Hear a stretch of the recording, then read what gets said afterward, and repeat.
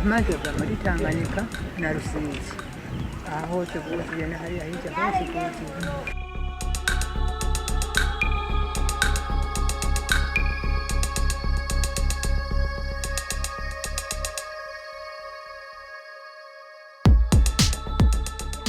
Tunahangaika mumai sana.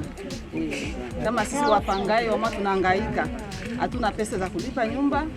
Nyumba zinapanda bei na nyumba hakuna. Watoto wanahangaika, wanatembea mumai huko na huko nje, huko nasikia wapangaji wengi wanaenda kupanga, wanakosa jinsi wataishi. Nasikia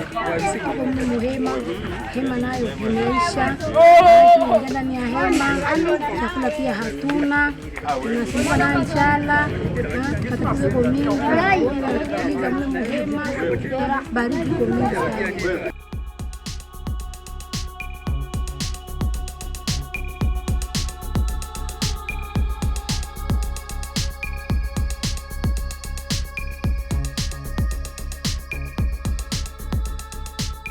Bamirutera kuva kera bayiturigira gatatiye bamirutera kuva kera n'abantu bari bimwe mu Kamenge baragarutse bari ngaha n'ubu barahaba ni batuzibira aho hantu twebwe ndushaka ko turaba mu mahema ngo tugire ente byo kwakora pokera amabido twebwe ivyo ntavyo turonde kuko nivyo baba ngo barafasha twese hariho abazwi bafashwa kubwo baba bangira bashika imbere canke kubwo bafise ababo bari imbere mugo nka twebwe twatwawe n'amazi gaha kuva mu mwaka uheze wese no munsi nta n'urutete rw'ikigori tuwaronka canke barakimwe baze kutubaza rero abene gihugu barabuze iyo baja niyo bagarukira ariko leta n'ivyeyi mugarukire ku bene gihugu irondera ahantu ishobora kubajana kuko n'ubundi n'abari mu mahema iyo haje nk'imvura nyinshi n'umuyaga abene gihugu kandi barahangayika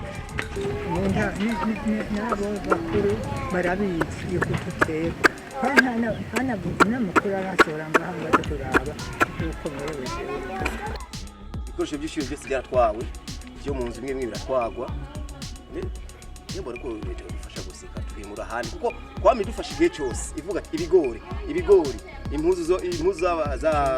impuzu n'ibiki bigatwe nacyo tumariya muri Kamenge.